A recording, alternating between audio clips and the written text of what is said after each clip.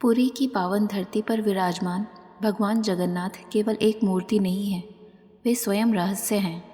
उनका स्वरूप अनोखा है, न उनके हाथ हैं न पैर, फिर भी वे संपूर्ण सृष्टि को थामे हुए हैं। उनकी विशाल आंखें सदा खुली रहती हैं, मानो वे हर क्षण अपने भक्तों पर दृष्टि रखे हुए हों। यही कारण है कि उन्हें जग का नाथ कहा गया है। बहुत प्राचीन काल की बात है, नीलांचल पर्वत के घने जंगलों में एक दिव्य देवता प्रकट हुए, जिन्हें नील माधव कहा गया। उन देवता की पूजा एक साधारण आदिवासी भक्त विश्ववसु किया करता था। वह उन्हें प्रतिदिन वन के गुप्त स्थान पर भोग अर्पित करता था और नील माधव स्वयं प्रकट होकर वह भोग स्वीकार करते थे। यह रहस्य वर्षों तक वन और उस भक्त के बीच ही सीमित रहा। उधर मालवा देश के धर्मपरायण राजा इंद्रद्युम्न को एक रात स्वप्न में दिव्य दर्शन हुए। उस स्वप्न में उन्होंने एक अद्भुत देवता को देखा, जिनकी छवि उनके हृदय में बस गई। जागने के बाद राजा व्याकुल हो उठे और निश्चय किया कि वे उस देवता की खोज अवश्य करेंगे। उन्होंने ब्राह्मण विद्यापति को नील माधव की खोज में भेजा।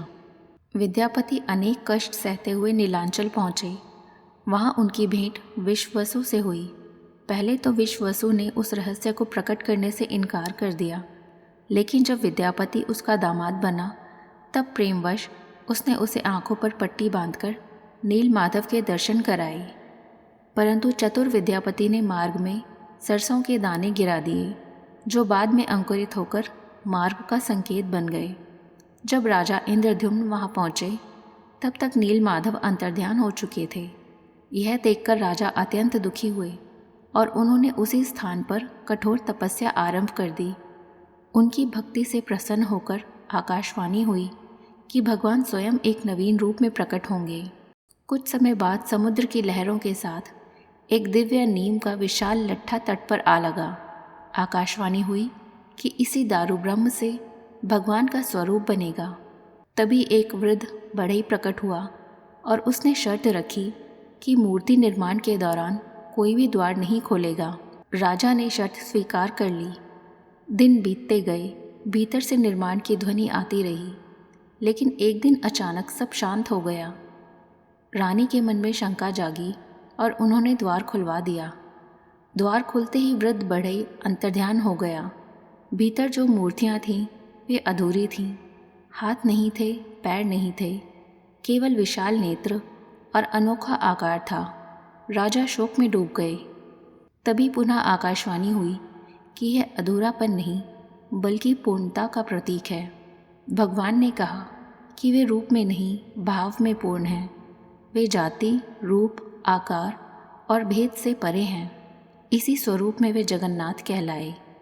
इस प्रकार जगन्नाथ, बलभद्र और सुभद्रा के 3 दिव्य स्वरूप प्रकट हुए। बलभद्र शक्ति के प्रतीक बने, सुभद्रा करुणा की मूर्ति बनी और जगन्नाथ स्वयं प्रेम और ब्रह्म तत्व के स्वरूप बने।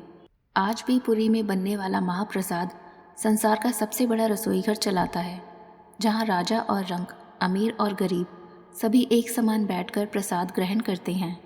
यहाँ ना कोई ऊंच नीच है, ना कोई भेदभाव। यह स्वयं जगन्नाथ की लीला है।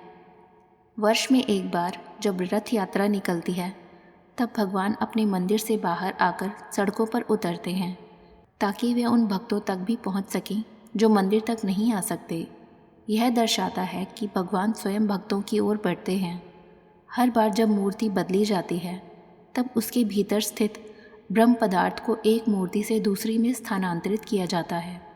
उस ब्रह्म का स्वरूप आज भी अज्ञात है, क्योंकि वह न दिखता है न नष्ट होता है। वही शाश्वत सत्य है। इसलिए कहा जाता है कि जगन्नाथ जी को देखने के लिए आँखों की नहीं, भावना की आवश्यकता होती है। वे अधूरे दिखते हैं, लेकिन जो उन्हें समझ लेता है उसके जीवन में कभी कुछ अधूरा नहीं रहता। यही है भगवान जगन्नाथ का रहस्य। धन्यवाद। ऐसी ही और कथाएं जानने के लिए हमारे चैनल को लाइक, शेयर एंड सब्सक्राइब करें।